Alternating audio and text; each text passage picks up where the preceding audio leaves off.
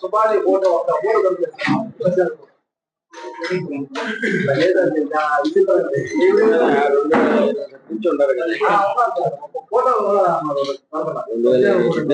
ఏమంటే మన నిన్న మొన్న వచ్చాము.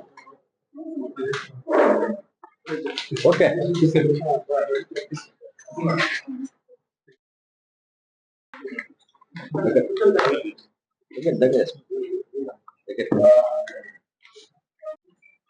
నెల్లూరు జిల్లా కావలి టౌన్ పరిధిలో అనంత ఆర్థ అసోసియేట్స్ అనేవాళ్ళు 17 మంది సభ్యులుగా చేరి ఒక ఫైనాన్షియల్ షేర్ మార్కెటింగ్ ట్రేడింగ్ అని చెప్పేసి ఫైనాన్షియల్ ఇన్స్టిట్యూట్ అని ముసునూరులో 2021 సంవత్సరంలో స్థాపించారు. సేమ్ ప్రభుదాస్ లీలాధర్ ఏజెన్సీస్ అని కూడా స్టాక్ బ్రోకింగ్ అని చెప్పేసి ఈ 2 పేర్లతో కూడా 2021లో ముసునూరులో స్థాపించడం జరిగింది. దీనికి ముఖ్య సూత్రధారి షేక్ మహబూబ్ సుబానీ, తండ్రి జాన్ మహమ్మద్, వయసు 53 సంవత్సరాలు, ముస్లిం, బాలాయి నగర్, ముసునూరు గ్రామం. ఇతనితో పాటు ప్రభుదాస్ లీలాధర్ ఏజెన్సీస్ కి ఎల్లసిరి బ్రహ్మానందం, తండ్రి బలరామయ్య, వయసు 34 సంవత్సరాలు, ముసునూరు, కావలి మండలం. వీళ్ళిద్దరూ కలిసి స్థాపించడం జరిగింది. ఈ స్టాక్ ట్రేడింగ్ ముసుగులో, స్టాక్ మార్కెటింగ్ ట్రేడింగ్ అని చెప్పేసి ఆ ముసుగులో వీళ్ళు ప్రజల నుంచి డబ్బులు అక్రమంగా డిపాజిట్స్ వసూలు చేసి అధిక వడ్డీలు ఇస్తామని చెప్పేసి ఒక్కొక్కరికి ఒక్కో రకంగా 10 రూపాయల వడ్డీ, 12 రూపాయల వడ్డీ, ఎట్లా పడితే అట్లా వడ్డీలు ఇస్తామని చెప్పేసి ప్రజల్ని మభ్యపెట్టి డబ్బుల్ని వసూలు చేయడం జరిగింది. ఈ క్రమంలో మేము ఇంటర్ఫియర్ చేసి అసలు ఏం జరుగుతుంది అన్నప్పుడు అతను క్లోజ్ చేసుకునేసి వెళ్ళిపోవడం జరిగింది. ఆఫీస్ క్లోజ్ చేసుకునేసి తర్వాత మాకు కంప్లైంట్ రావడం జరిగింది. Complaint Manda Prabhakar, son of Balakotaiah, 34 సంవత్సరాలు, ముస్లిం నుంచి కంప్లైంట్ వచ్చిన తర్వాత ఇది క్రైమ్ నెంబర్ 20/25 అంటే section 120B, 420, 406 IPC, red with 34 IPC and section 5 of AP protection of depositors financial establishments act 1989 of Kavali rural PS గా రిజిస్టర్ చేయడం జరిగింది.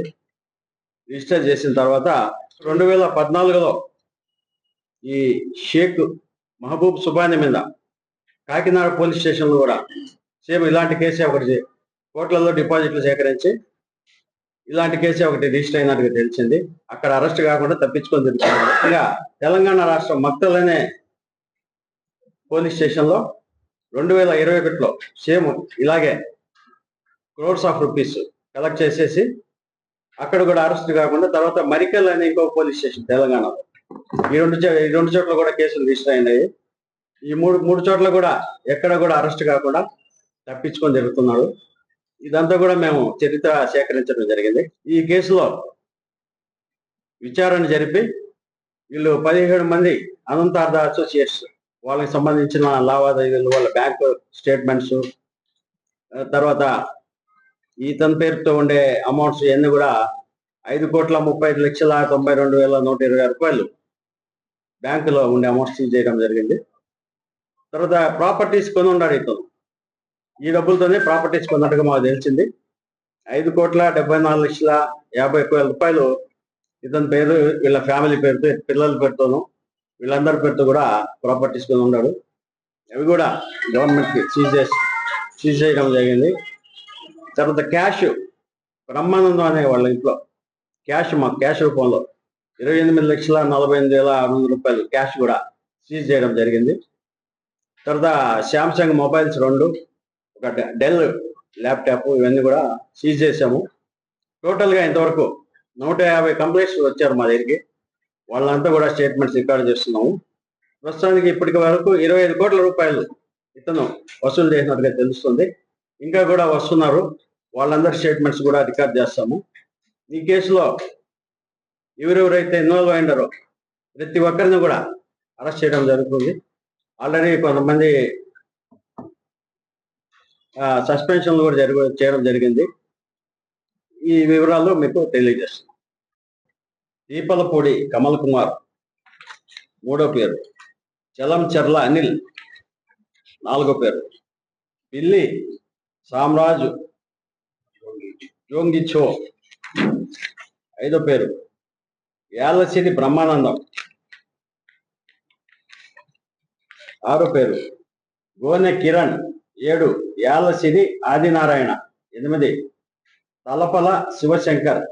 9 అద్దూరు సీనయ్య. 10 చౌటూరి అశోక్.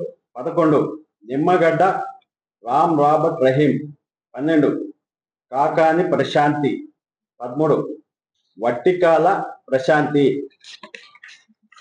14 పుట్టి శివార్జున. 15 కశెట్టి పుష్పలత. 16 జ్యోతి స్రవంతి. 17 గొల్లమూరి వంశీరెడ్డి. వీళ్ళు 15. ఎంప్లాయీస్ వీళ్ళలో 2 పోలీస్ డిపార్ట్మెంట్ లో పనిచేసే కానిస్టేబుల్స్ భార్యలుగా తేలింది మాకు. వాళ్ళ భార్యలు జ్యోతి స్రవంతి,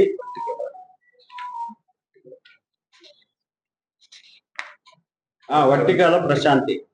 ఈ 2 పేర్లు కూడా వైఫ్ ఆఫ్ రాధాకృష్ణ.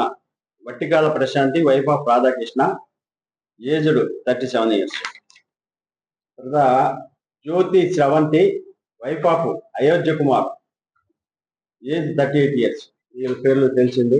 వాళ్ళు కూడా ఇట్లాంటివన్నీ చేయకూడదు కదా అని చెప్పేసి సస్పెన్షన్ చేయడం జరిగింది. మిగతావి కూడా మా దృష్టికి వస్తే తీవ్రంగా చర్యలు ఉంటాయి.